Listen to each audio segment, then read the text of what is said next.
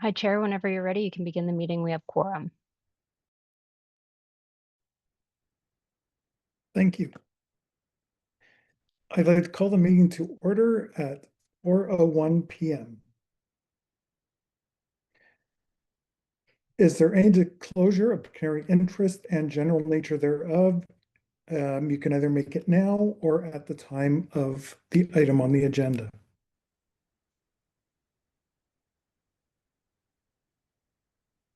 I would like to present motion that the agenda be approved as presented. Is there any request for revisions to the agenda? Seeing as there are none, is there a mover and seconder? Janet? And a seconder, please. Gary? All in favor? So moved. That is now approved. So now we'll move on to the minutes.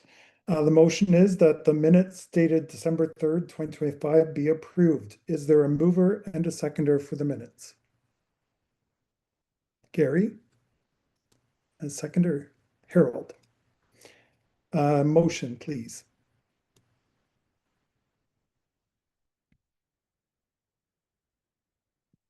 So moved, it looks like everything is good to go there. So thank you for that. That is approved.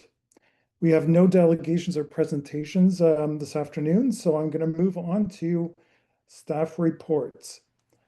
I'll now welcome Melanie Knight, Director of Development Services and Engineering, and Sally Coots, Heritage Consultant, to present the proposed designation for 103 Queen Street. Thank you, Chair. I'm going to do a presentation on the just outlining, giving a brief summary of the report that's on the agenda. And Sally is here to offer her expertise and answer any questions that the committee may have. I'll just share my screen.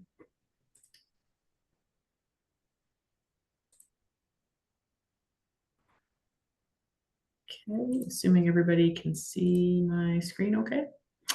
Okay, so as the committee knows, we've been working through the Heritage Register in the past year, evaluating whether or not properties should be removed from the register or proceed with designation. Just to give just a bit of background and refresher that the changes that the province made a couple of years ago requires municipalities now to evaluate their properties that are on the register. And there's a deadline by the end of this calendar year in order for the existing properties on the register to either be evaluated or be removed. If we cannot complete that work within this year, they are automatically removed. Once properties are removed from the register, they cannot be added back to the register for a period of 5 years. And this is the first property on our Heritage Register that staff are recommending to proceed with designation. So you can see the map on the left-hand side of the screen is the property location at the corner of Queen Street and Clyde in Almonte, 103 Queen. This is known as the Doctor's House. It's surrounded by residential uses. And I do want to just take a pause here and say that property owners have all been notified of the work that staff are doing to evaluate the properties on the Heritage Register.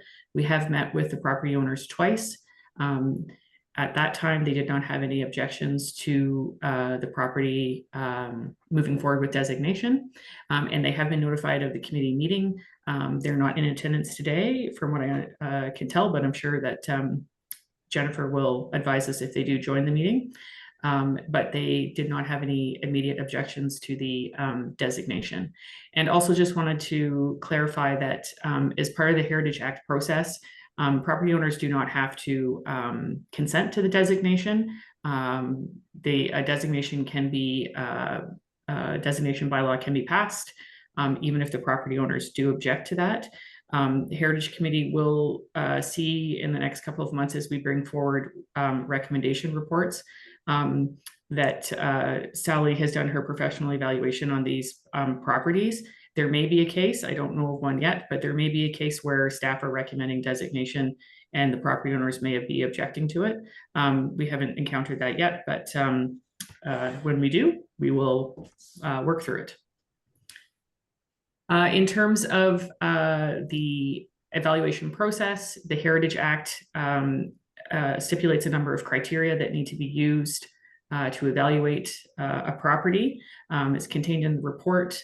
This property meets 7 out of the 9 criteria that are contained in the regulation. And I'm just going to give a brief overview of the criteria. So the first one is that the property has value because it's a rare, unique, or representation of an early example of an architectural type, expression, material, construction method. And as noted in the report, there's a number of features of this property, including the style of the building, the materials, as well as the features such as the eaves, as well as the windows. The second criteria is whether or not it displays a high degree of craftsmanship or artistic merit. We do know that the house was constructed of limestone that was quarried on the site, which demonstrates that there was quite a bit of skill of local masons who were able to excavate the stone and build the house on the property. The fourth criteria that the property meets is that it has direct associations either with a theme, event, a person, or an organization. We do know that the property is associated with Dr. Mostyn, who was Almont's first doctor. He also had a very active role in the community and other levels of government and other formal organizations. Criteria 5 requires evaluation regarding the understanding that the property has, contributes, to the understanding of community or culture. And we do know that in the 19th century, Almont experienced significant growth. And this building is one of at least 3 buildings that were constructed in 1868 in Almont. Criteria 7 is a contextual value because it's important in defining or maintaining the character of the area. We do know that this area was formerly referred to as Professional Alley because of the number of the high concentration of the number of professionals living in the area, and it is part of that small enclave of houses and public and religious buildings. And of course, it's directly across the river from the town center. And criteria 8, that it's physically or functionally, visually, or historically linked to its surroundings. And of course, we know that the doctor's house is physically linked to the surroundings since it was constructed with stone quarried on the lot. The location permitted easy access for patients. And it's also one of several large houses in this area that establishes the character of the neighborhood. And the last one is that the property has contextual value because it is a landmark. So we do know that this is a well-known landmark, as its long history of being the doctor's house and office, as well as its distinctive character or architecture. And you can see that the former office from Clyde Street is clearly visible. And I'll end there, Chair, with the recommendation that the Heritage Advisory Committee recommend that Council issue a notice of intention to designate 103 Queen Street under Part 4 of the Ontario Heritage Act, according to the Statement of Cultural Heritage Value contained in the report. Thank you, Melanie. Sally, do you have anything to add? No, though it was a huge pleasure and extremely interesting to research this building and to have the opportunity to read decades of the Almont Gazette, and it just reminded me why this is a good project and why it's important, and it was a pleasure. But I think and I think this is a good one to have as the first because it, it's pretty clear cut, and Melanie explained how the criteria work, and they so clearly reflect them.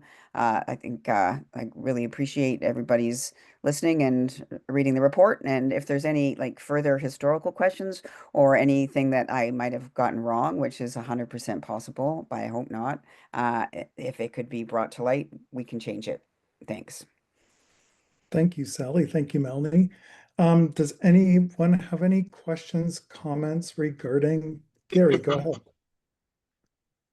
ahead. What year was it built? Maybe I missed that. 1868. Okay, wonderful. That's all. Councilor Torrance.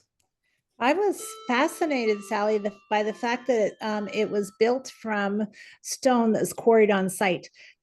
How common was that? Not that common. And I wondered about it because I didn't have a really reliable source at the start. But then the property owner did to say that his basement is incredibly deep. And so that's sort of evidence that they took the stone and used it. I think that another building that will be coming in front of you later, which is the in Appleton, not Gary's building, but the one across the road. I think it was quarried on the site too. I know the former owner, and he said he once told me that it was quarried on the site. So Amazing. yeah, once, I mean, 1868, like the railway had been there in Almont for about 10 years by then. So like a lot of the stone would have been, moved around that way. But because there is a lot of limestone in Lanark County, if it was there, it kind of makes sense. Mhm. But I would think like all the mills and everything like that came from quarries. This is just it is a bit of a one-off. Yeah, I thought it was fascinating. I just wanted to comment. Thank you. Yeah. And thank you, Councilor Torrance and Sally. Any other comments, questions? If not, then I would like to recommend the following motion, that the Heritage Advisory Committee recommends Council issue a notice of intention to designate 103 Queen Street under Part 4 of the Ontario Heritage Act, according to the Statement of Cultural Heritage Value in Attachment A. I'm looking for a mover and a seconder. Sandra and Harold, all in favor? So moved. Approved. Thank you, everyone. Now we're going to move on to major heritage permit application for 38 Mill Street, Kenda Post sign. I now welcome Drew Brennan, Senior Planner, to present the major heritage permit application for 38 Mill Street. Thank you, Mr. Chair. And if I could just get a thumbs up that everyone can hear me and see my screen. Amazing. Thank you so much. So as the chair said, I'm here to present major heritage permit application R01-756-25 with regard to a new commercial fascia sign for 38 Mill Street, otherwise known as one of 3 properties that make up the Black Watch building.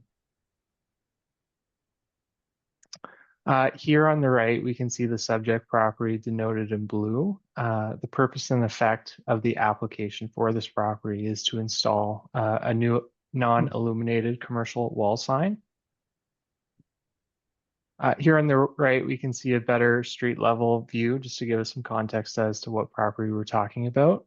So as I stated before, it is part of the Black Watch building. I would define it as the opposite end cap from the actual sign itself. Up until recently, it was home to a local lawyer's office on the ground floor with residential in the upper story. It has since had a new commercial tenant move in on the lower floor, specifically Canada Post, and they have relocated their mailboxes and retail operations from across the street to this location, and are now seeking to install a new commercial sign on the storefront. The property is, of course, designated under Part 5 of the Ontario Heritage Act, as it is within a Heritage Conservation District. Notably, the HCD plan does denote this property as being strongly contributing to the cultural heritage values of the HCD. This image, again, just gives us a street level view of the subject property as well as the other units that make up the Black Watch building. A little bit of history on the Black Watch building. It was originally 3 stories, but reconstructed as 2 following a fire in the early 1900s. The subject property on the left does feature similar qualities to the other 2 on the right, but some differences as well. So in terms of similarities, we can see consistent cornicing across the entirety of the building, but then we do see modern brickwork as well as a flush entry on the subject property, whereas the other 2 commercial storefronts are primarily glazing and have recessed entries. This gives us an overview of what's specifically being proposed. Committee will recall that they did approve an application for a new door, a beautiful red wooden door on the subject property, which is incorporated in this render and has been installed. The sign itself features backing that is of a consistent size as the other commercial signs on the building. The backing itself is to be painted to match the existing paint of the cornice, as well as installed at the cornice. The sign is contemporary, featuring Canada Post's corporate logo and then channel letters. Notably, all of these elements are to be adhered to the backing to create a 3D effect for the logo and the lettering. Under the HCD plan, it explicitly requires a major heritage permit for new commercial signage. It also gives us direction in terms of how the signage is to be designed and placed on the building. So specifically, it speaks to the cornice as being the most appropriate location as a delineation between the uses on the ground floor and the upper stories. In addition, the signage is to be complementary to the color, size, and proportions of the host building, as well as be compatible with the rest of the character of the HCD. As well, contemporary designs are encouraged as they are not required to be strictly historic. We'll go back to the street level view. Now this time with the sign incorporated. We can see it is fairly consistent with the design of the other commercial signs that are installed on the other properties. Similarly, the proportions of the sign are in keeping with the design of the overall facade of the building. As such, staff are the opinion that it's consistent with the policies of the HCD. I will note if committee was to approve the subject application, a sign permit is still required under our sign bylaw. So that would be the next step for the applicant. And as such, staff are recommending approval of the subject application committee at this time. That concludes my presentation. Thank you, Drew. Any questions for Drew? Janet?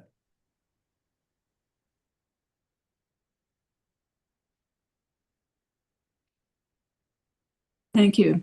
A quick question, and maybe I'm asking this at the wrong time, but is there a percentage of a building that needs to be original to qualify for designation? I would likely defer that question to Sally as our heritage consultant.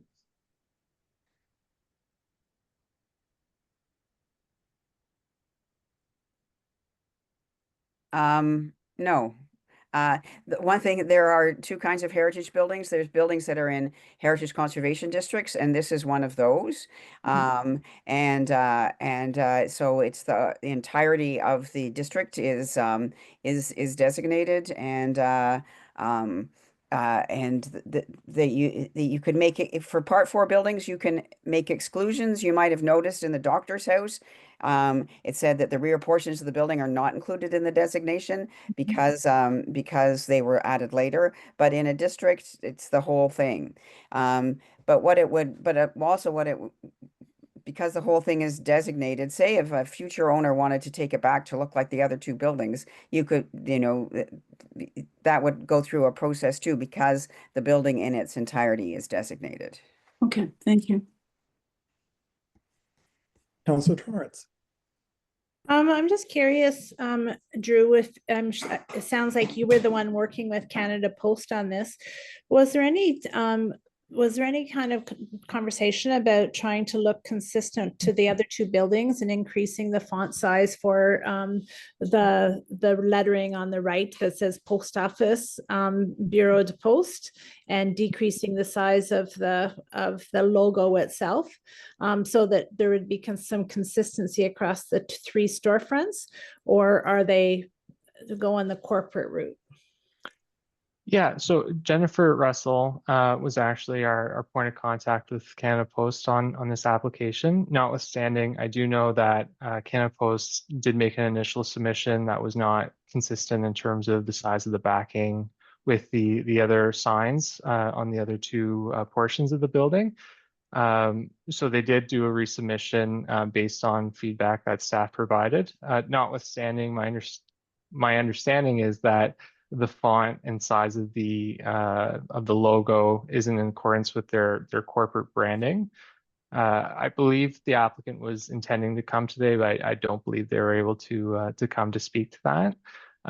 But my understanding is they were fairly adamant on the size of the lettering to meet their corporate branding strategy. And the Heritage Conservation District guidelines talk about where the placement of the signage should be up against the cornice, and it is in compliance. And I can see that the spacing, everything is consistent across the three storefronts. Is there anything in the guidelines that would talk about the font size? Yeah, through the chair, I did have a quick look just before the meeting to that question. I didn't see anything explicit to the actual size of the font used on the signage. That's unfortunate, because it could look quite nice. I mean, it's halfway there, but it's certainly it doesn't meet what I would think is a heritage conservation district, what it should look like. My second question, if I may, Mr. Chair, is that on the drawing itself that we have received, on the bottom portion of it, it shows us where the red street letter box is going to go on the front beside the door. And but it's not like it, how is it going to go there without covering the window? Like it's going to be an addition somehow. I'm not quite sure how that's going to fit in. Yeah, through the chair, my understanding is this application itself is strictly for the fascia sign and not any vinyl that would appear in the glazing associated with the entry. So we have no issues clarifying that should a committee render approval on this, that it does not apply to the vinyl. That way it's not. No, pardon me. I'm talking about the letter boxes. There's a post office box, like a place to put your mail after hours, so you can mail a letter. And they've put it there. They've put it beside the door, and it just seems an odd placement because it doesn't look like there's actually physically space for it. Through the chair, I would again just probably use the same comment that this is specifically for the sign. We have not been approached regarding using any part of the right-of-way for the box itself. So I would say if that was a proposal by Canada Post, it would require consultation with staff and then potentially revisiting a new application for Heritage Committee. Okay. Thank you. Any other questions? Sandra. Oh, you're on mute. Unmute. There Sorry. you go. Yeah, not so much a question, but a comment. It certainly stands out as our Canada Post Office. To me, to be quite honest, it doesn't look as if it fits with the other two part of the building at all. That's just my opinion. I agree with Jane about the size of the font. If that could be reduced, it would help a lot. I mean, it's Canada Post logo, their branding. That's what they all look like. So that is standard, but if there could be a way of making it maybe just a bit less obvious by the size of the lettering, just so it didn't stand out so different from the other two. I just get the feeling every time I go by and look at it, I'd want to change it. So anyway, that was my comment. And I don't know if anything can be done about the fonts, but that would certainly help a little bit. Thank you. Thank you, Sandra. Janet? I agree with Councillor Torrance and with Sandra. I think for being a heritage building, it looks no more heritage than the old post office did. And it is a heritage building. So I'm just concerned that it is just a Canada Post Office and it looks brand new because of the treatment of the wall. But I don't know if anything can be done at this stage. Thank you. From my understanding, and I look at Drew for this, we're just looking at signage. So if we want to recommend a font size change, we can put that back to them, but it's certainly just about the signage itself. Yeah, that's correct, Mr. Chair. And if there was a desire for us to engage in those conversations with Canada Post to see if there was any additional leeway, potentially we could amend the recommendation to delegate some authority to staff based on the direction that we've received from committee here, where it may be conditions associated with approval that requiring us to have those conversations to see if we can make those alterations. Councillor Torrance? Well, I'm looking right now, just doing a quick check, and Niagara on the Lake certainly has a better sign than this, you know. And so if we look in other historic towns and other historic places, we can probably find more than one example of where Canada Post has changed their minds. So the background being red instead of white, the lettering being white on a much larger scale, I think that we can do better here. So I would suggest that we not approve this today. We ask them to come back with a better design that's more in keeping with its neighbors in this building, and that it contributes to the Heritage Conservation District, which this does not. Thank you, Councillor Torrance. Any other follow-up?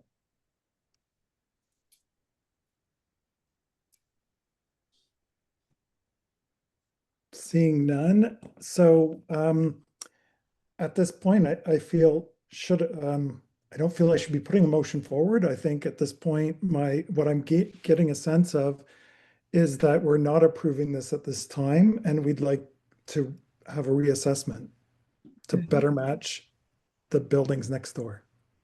Yes. More cohesion.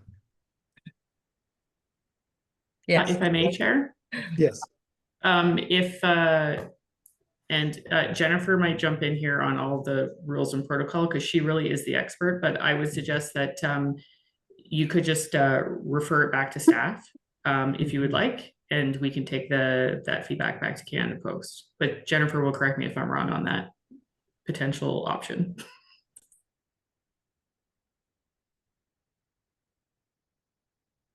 Jennifer. Hi, Chair. You could refer it back to staff. You could defer. You could put a motion on to defer it to a following meeting. It really is up to you guys what you'd prefer to do with this. Councillor Torrance. I put a motion on to refer it back to staff for further discussion with Canada Post. For further consultation with Canada Post. Then look for a mover and seconder on that motion. I moved that. Or just the seconder, sorry, yeah. Janet, thank you. All in favor? So moved. Thank you very much. And thank you for that great discussion. Now we'll move on to major heritage permit for 77 Little Bridge Street. Melanie Knight will be presenting this major heritage permit application for 77 Bridge Street. Thank you, Melanie. Thank you, Chair. I'm going to do the same thing, share my screen, and hopefully get a thumbs up from everyone that they can see it. Great. Okay, so as noted by the chair, this is a major heritage permit application for 77 Little Bridge Street. The committee's likely familiar with this property. They've come forward with other heritage permits for window replacements. Sorry, let's try to move my screens forward here. So the purpose of the heritage permit is to obtain approval for some repair work that's required for the front veranda. You're likely very familiar with the front veranda. Most people probably walk past it down Little Bridge Street, perhaps on your way to Baker Bob's or somewhere else. Some of the key elements of the veranda repair include replacing the existing wood floorboards with a composite material, mainly for durability, and then repairing the existing posts, railings, and skirtings. And there may be some structural repairs that may also be required, but they're unsure of that at this time, depending on whether or not what their contractor discovers as part of the replacement of the floor. So this property is obviously often referred to as the Doc Kelly building. It was constructed sometime in the late 1800s. It is part of the Heritage Conservation District. It is also individually designated as well. And it currently features a mixture of residential and commercial uses. So there's a photo here that was provided by the applicant in terms of the floorboards that are going to be replaced.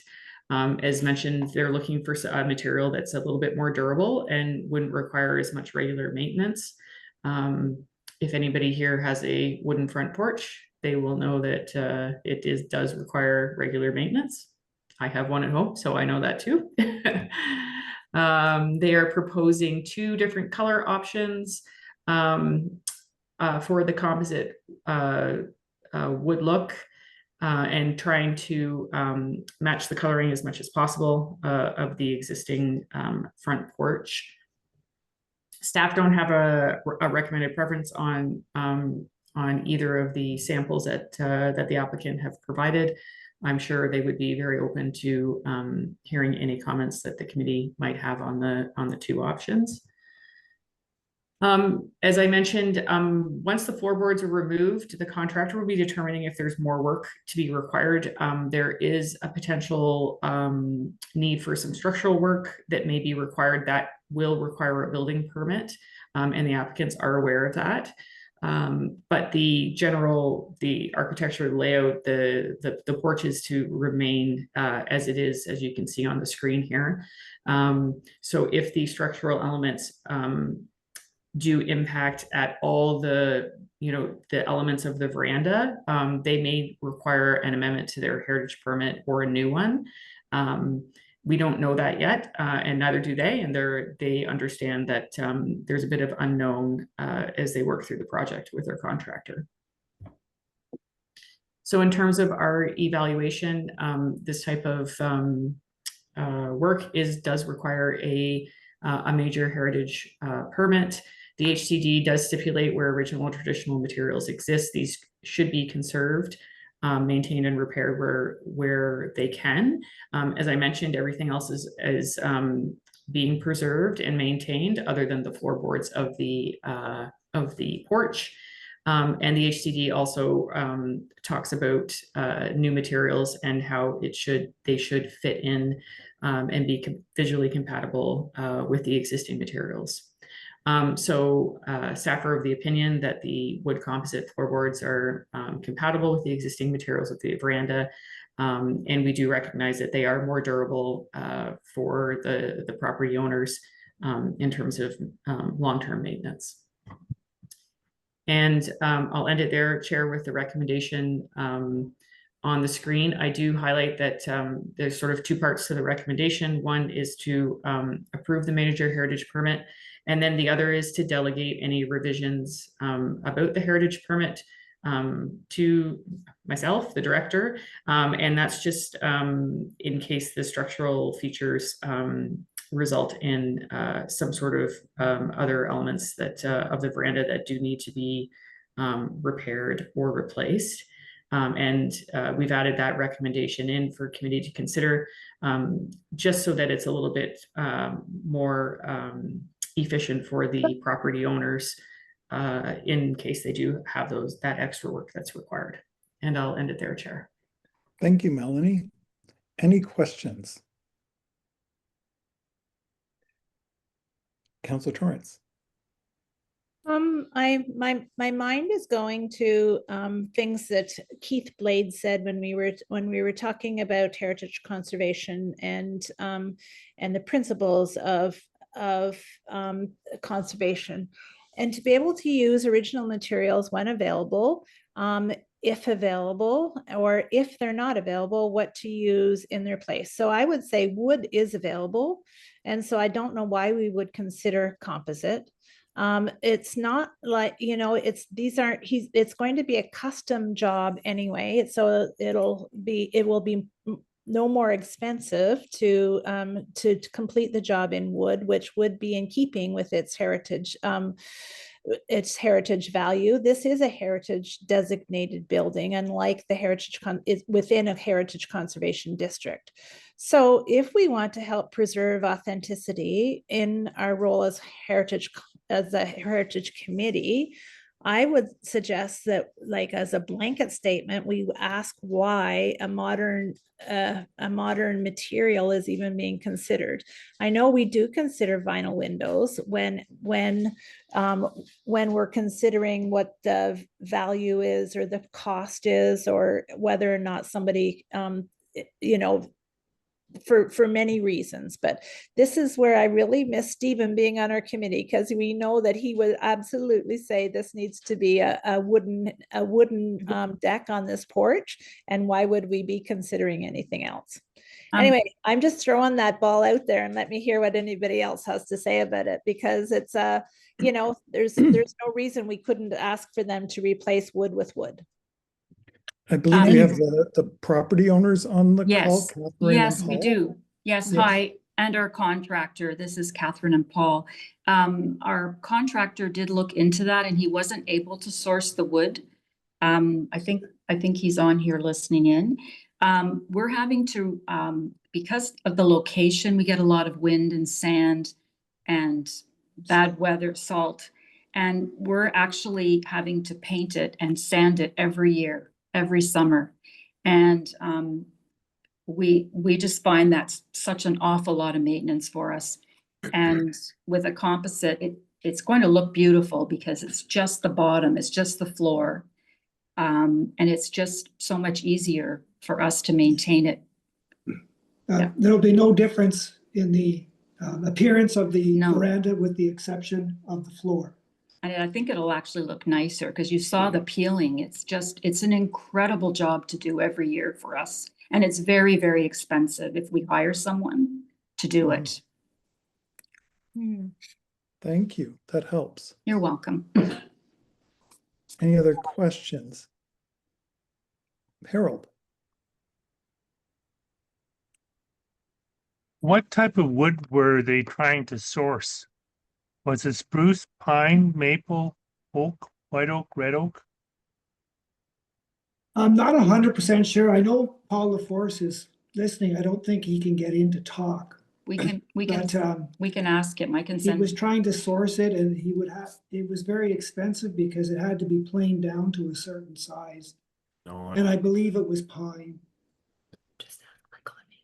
Is anybody listening to me? Oh, Yeah. yes. Oh, okay. You're I on. wasn't, that's the first time for me, so. Thank you. Hello, everybody. Hi, Paul. Yes, Harold, my original inquiries into local supply, I do believe the existing floor right now is what they consider a 5/4 pine floor. All of the suppliers that I have talked to, you can get another 5/4 pine floor, the same as what's on there. It is available. It's the same style that I repaired the floor directly across from St. Mary's Church years ago. That was the same thing. what we were trying to do is getting something a little more with a little more longevity to it. So my question to the suppliers was, can I get it in the same sizing in a pressure treated pine, so that they might get a few more years out of being able to get away with not having to paint it and scrape it every year. Unfortunately, no, there is no supplier out there that will supply or can supply anything other than just a straight pine. So my opinion, my comments to Paul Cadeau was, what's the sense of putting back the exact same material if within 2 to 3 years they're not gaining anything? You're going to go through this exercise where it's costing a fortune to tear out and replace what's there to put something back that you're only going to get a couple years out of before they have to repair it. That's why I decided we'd price it with the vinyl planking, which has got most of it supplier wise. The guarantees that you're getting with it is most of them are based anywhere from 25 to 45 years guarantee on the product of non-failure.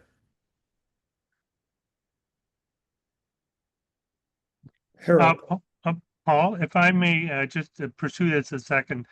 My front veranda, which is covered something like that, I did 5/4 pressure treated on that. And my back deck, I did the synthetic or the plastic wood, whatever you call it, the Trex, because it's wide open all the time. Right. So in the situation here that we're looking at, I would think that you could use standard deck boards, which you can buy at Home Harbor, 5/4 pressure treated. I could not find any. Oh, I would really? be Okay. interested if you have a supplier or a link to that, Harold. I'd be interested in having a look at it. Okay, because that's what I put on mine, but that was 4 or 5 years ago or more Yes. when I did it. Now I had Home Hardware as well as Home Depot try to source a 5/4 by 4 pressure treated, and they both came back and said there's nothing available. But I think mine was 5/4 by 6. Okay. But I would Yep. assume if it was, regardless whether it's 4-inch, Yep. 5-inch, 6-inch, if it was available, I would have gotten some kind of a response from one of the suppliers to say that something was out there for sure. Okay. Anyway, yeah, and just to further that conversation, Paul, Paul's very concerned with the fact that I'm going to change things. Looking at that veranda, the only thing that will be changed as far as the other components other than the floorboards itself is the boxes that the round posts are sitting on are just a square pine box. Same thing as the other veranda that I repaired there. And again, everything that you see on that veranda will be put back exactly the same as it is.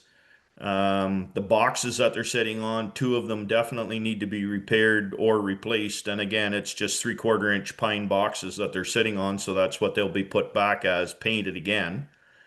The beadboard railing to I believe it's to the right of the entrance. It's kind of a curved beadboard. It again will be needed to be replaced. It is rotted right through in a couple places, and again, if it's available, that's what will be going back to it again. Top and bottom handrails have a few spots in it that need to be cut out and replaced, but they will be what we take out will be what's going back in. Everything that can be saved will be saved. And as Melanie said, we have concerns. I have concerns when it comes time to put down whatever new product the flooring ends up being. Once that flooring is lifted, I'm very curious to see what the floor joists look like. With it have been there for so long, I am fearful that the top nailing component of those floor joists is going to be compromised to a point where they might not be very receptive to new hardware needing to be attached to the side of them to hold these boards down. So again, sight unseen, I can't say anything as to what else is going to be needed there until we actually have that tore out. Thank you, Paul. Uh, Harold? Paul, if I have one question, you're talking about the base for the columns, or they're probably either red pine or white pine. I'm not sure what they'd be. But if you were to, if when you're doing it, if you put them in white oak underneath, because white oak's got a closed cell structure, and white oak will last forever. Okay. And you could just for the even for the base, you know, for the platform it sits on, Correct. they'd never have to be replaced again, ever. We'd all be dead. That's a good point then. Thank you. Yeah, because white oak is definitely there's lots of it out there. I have a supplier actually that has his own sawmill that I've bought in white oak from for other projects. So that's a good point. Thank you. And you could use that for the decking if you wanted to as well, because Mhm. it would last forever. I'd be concerned. Yeah. The only problem with that again is I'd be interested to see if I could find somebody that had 5/4, something that's 5/4 sawn, and has the capability of doing tongue and groove application to those boards. I'm not sure. Thank you, Paul. you, Melanie, Paul. do you have anything to add? Other than Chair, I just maybe let the committee know that we did consult with Sally on this one in terms of her advice, you know, with the change of materials. I don't know if Sally has anything else to add in terms of that, but it was something that staff definitely reached out to Sally on, because we for sure are not experts on this.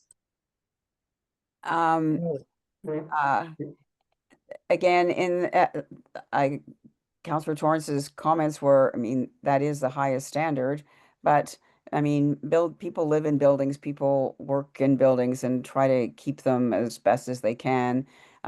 Certainly that kind of, I saw the picture, I haven't seen the exact product.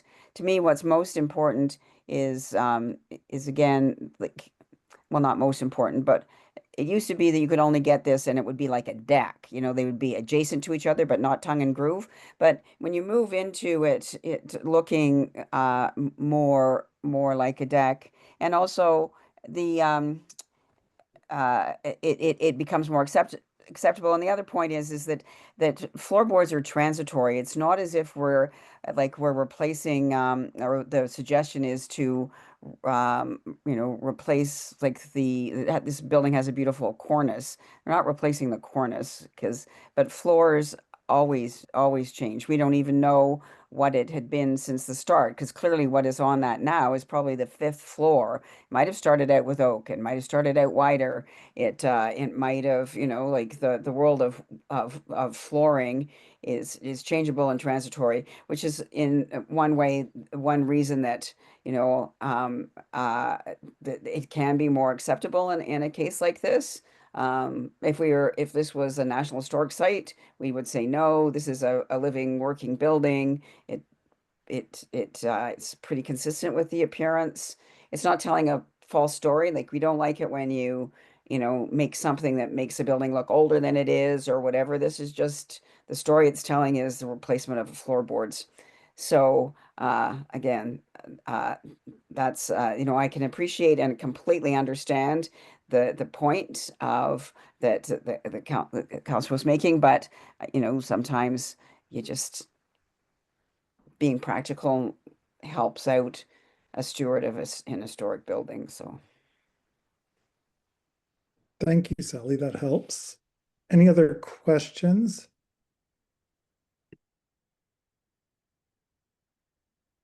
Then I will move forward to present the 2 motions that are here, the recommendations. The recommendation is as follows: that the Heritage Advisory Committee approve the major heritage permit to repair the covered front veranda as detailed in this report on the subject lands municipally known as 77 Little Bridge Street, Elmont Ward, Municipality Mississippi Mills. Is there a mover for that motion? Harold? Seconder? Gary? All in favor?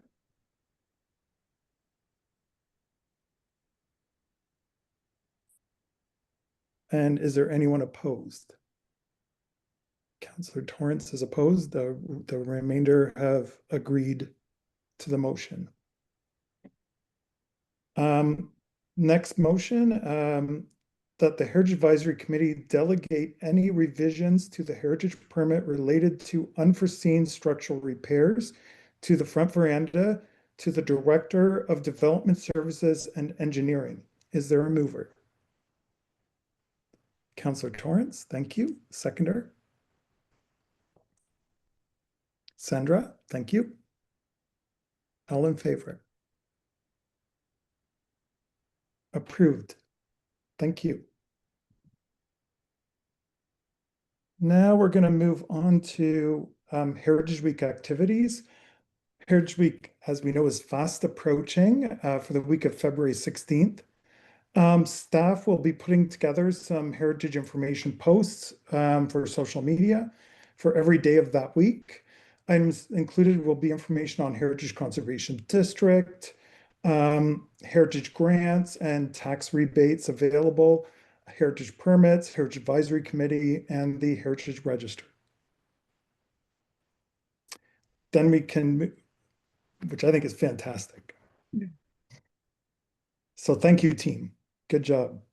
Then we move on to the to Pinehurst Manor proposed development update. I go to Melanie for that. Thank you, Chair.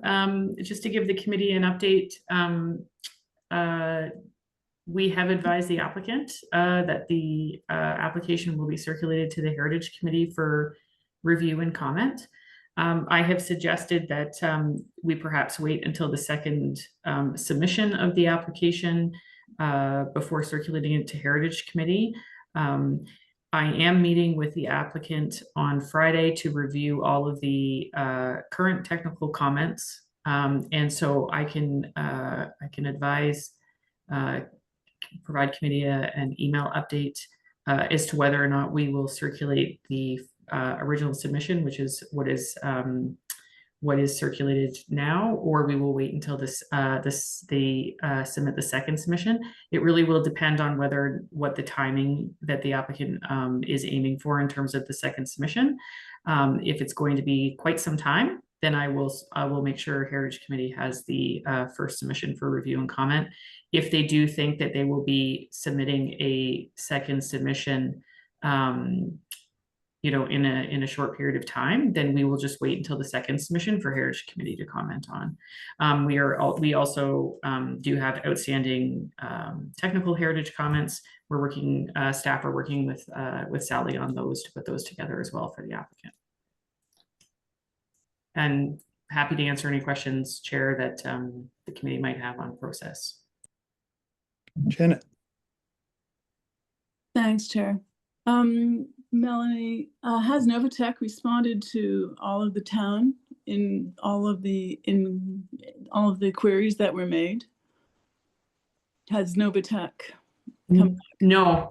So no, not yet. So excuse me, right before Christmas, the municipality provided them with the formal comments and questions. Mm-hmm.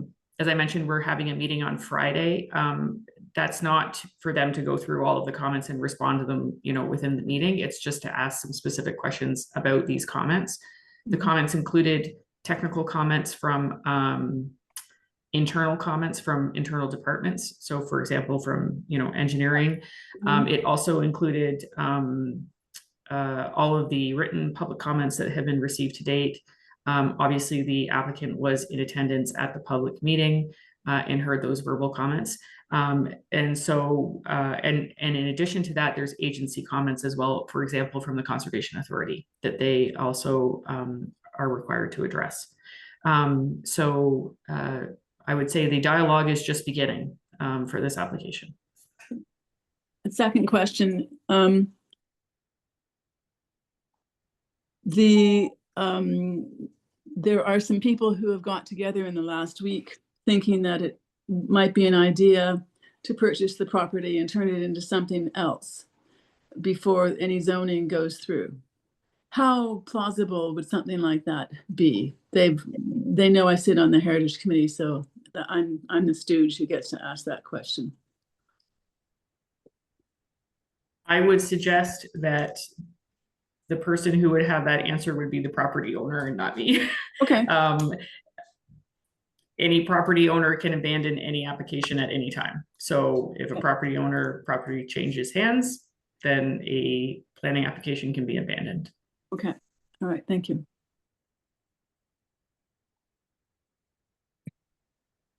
Sandra.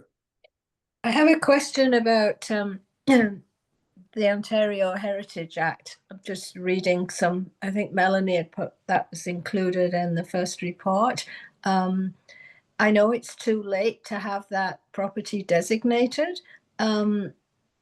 because of its historical importance to the community. I'm just kind of honing in on the heritage side of this, and this might not be the right time to do it, but I would really like to see that pursued, that it is historically very important to the community. I mean, the house and the property was such a landmark, and at the beginning of all the wealth and industry that came to Almonte.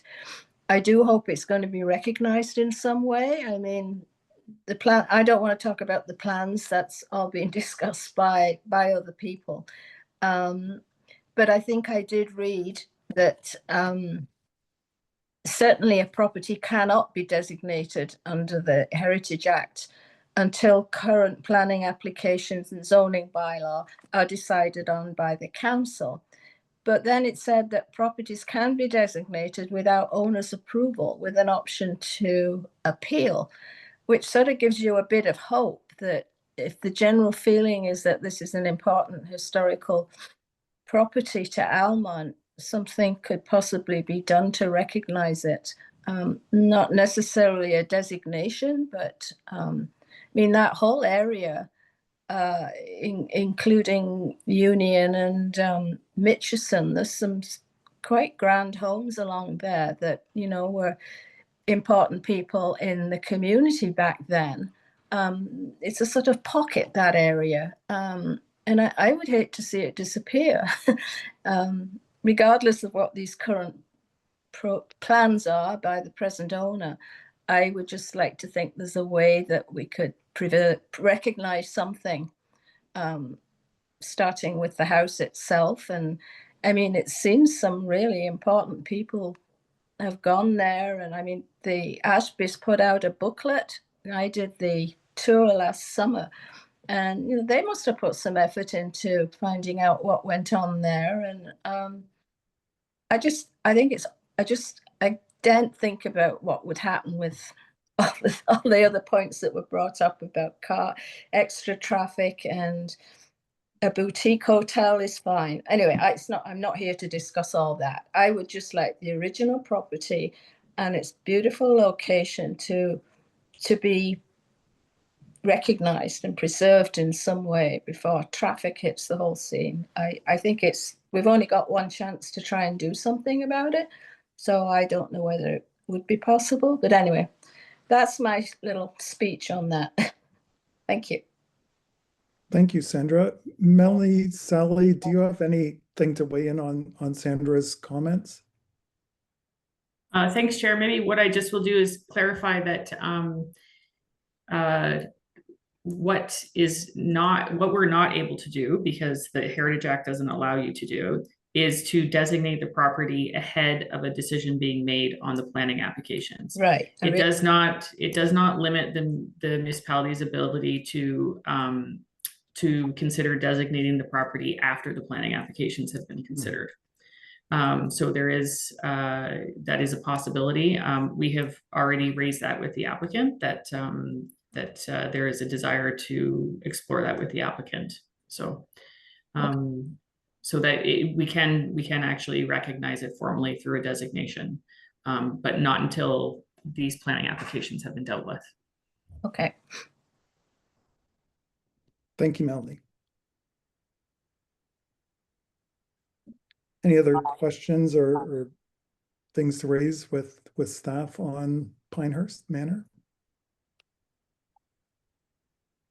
No other questions, comments. Thank you so much, Melanie, and thank you everyone for your comments and feedback. Now I'd like to move on to H1. Information and an update have been provided in the agenda. Does the committee have any questions about the 5-span bridge rehabilitation? No questions that I can see, so we can move then on to the Ontario Heritage Act archaeology exemption regulation. I sent that for information to onto staff to share with the committee. And so I just want to know if anyone has any comments or questions about that.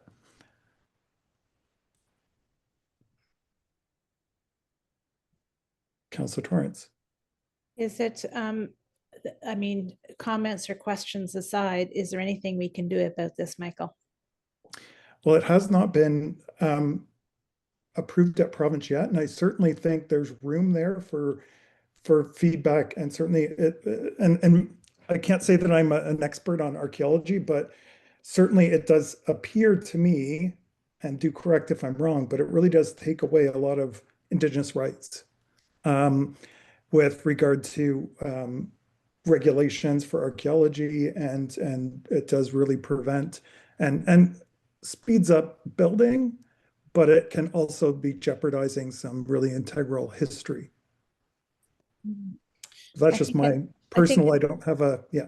Yeah, I think when I reported after I'd gone to that conference in the fall, there was some question about this, about the archaeology of the site at downtown Toronto where they're digging it up for the subway line to come through.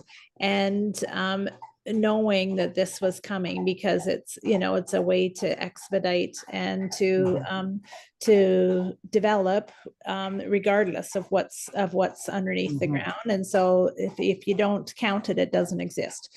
Yes. So anyway, so it's you know, I don't know how successful we would be at any advocacy, but if there is advocacy that this group thinks they need, we can certainly send it to council and see if council can advocate for this. And that's certainly something I would be in approval of. I think certainly we could put a motion forward of a recommendation, because especially the great work our municipality's been doing and council's been doing for truth and reconciliation and working with our Indigenous people of the region. So I think there's certainly room there for that. Melanie. Thanks, Chair. Just to let everybody know that the comment period is actually closed on the environmental registry for this item. So they're not accepting comments anymore, but the chair is correct. It's actually not yet been put into effect. So just wanted to let you know that. Thank you.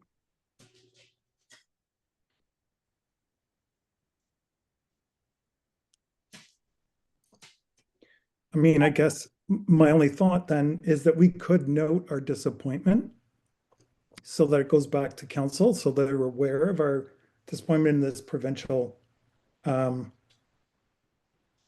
regulation that's going forward. I don't know if that's worth, Janet. Do we have any First Nations partners in any committees? I know when we were doing the bicentennial, I met a lot of First Nations people who lived locally, but do we have any who are on any of our committees at the moment? I know that's an indelicate question, but I'm just wondering if there's some people who we can tap into as far as Indigenous knowledge is concerned. I can tell you, Janet, that I've never heard that the municipality has asks, you know, like we've never asked committee members to self-identify, and so we would have no idea of knowing that. The reason reason that it showed up or the question came to to the surface during the bicentennial is that we had people who were actually going to engage in reenactments and so forth. And so, yeah, anyways, thank you. I feel badly for my awkward question. No, thank you, Janet. You Councillor want to Clark. know what, Janet? I don't feel bad for it being awkward. You know, it's something if you know, in a should we be, I mean, it's beyond the Heritage Committee, of course, but should we be considering asking people to self-identify in any minority group, I guess, or any group that we're thinking that needs to be highlighted. It's not something that the municipality, as far as I know, has considered. And we would, if we were to ask that, we'd have to know what to do with it, I guess, is the, you know, and we just kind of get on with business. It's rightly or wrongly. Yeah. I understand. Thank you. Thank you. Any other comments on this or anything you'd like us to? Well, I do have a question, Melanie. Okay. Aside from the Ontario Heritage Act, does this mean that any developer, when they are undertaking a new building site, a new greenfield or brownfield or whatever it might be, no longer has to do an archaeological assessment of the property before they submit as part of the subdivision agreement? Through Chair, I don't believe that's it exempts a developer from doing the archaeological work. Sally's raised her hand, so she probably has a better answer than I do. Sally. I don't know that much about this particular this new regime, but I think that there will always be a legal obligation for someone to stop work if they find something. So this is affecting the survey to be sure that you're not going to find something. But if and we have to remember too, this is not just First Nations, it's all archaeological sites.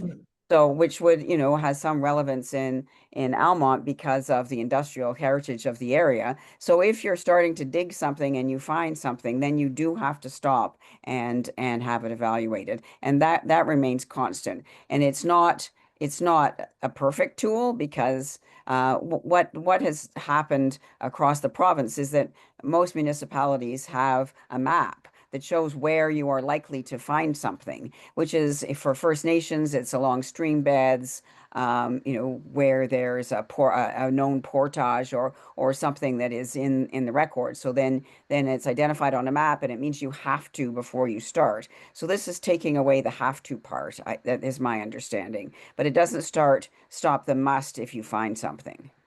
But you do, as the councillor said, you lose the opportunity to doing your due diligence up front is it means you're more likely to find something. But in the city cores in Toronto and Ottawa, the whole areas have always been areas of archaeological potential because they're so old. I mean, especially Toronto. So people have to do them. It's really hard because you just don't know what you're going to find, and you are missing out on things here. And I know that the larger heritage community is concerned about it, but I also know, as Melanie said, that the date's gone. So, Melanie, thank you, Sally. Chair, I just wanted to that did sort of remind me of some information the committee might find useful is. During the transportation master plan process, we actually met with one of the First Nations groups who were commenting on the transportation master plan, and we went over, the archaeological requirements, and they provided us with quite a few examples where the work was not done ahead of time, and it actually was a detriment to the project because, as Sally noted, if you do find something, you have to stop. And so I do think that on the large scale developments, you're likely going to see applicants, developers who are still going to do that front end work because they don't want to stop once they get going. And then even for the municipality, we did include language in our transportation master plan to ensure that when we do capital projects, that we're doing the work as well ahead of time, because the same thing would apply to municipalities. Once we start working on a physical capital project, we certainly don't want to stop because we found something. So I do think in some ways, even though it appears that it is removing, a requirement, I think there's people and groups who will still do that work ahead of time.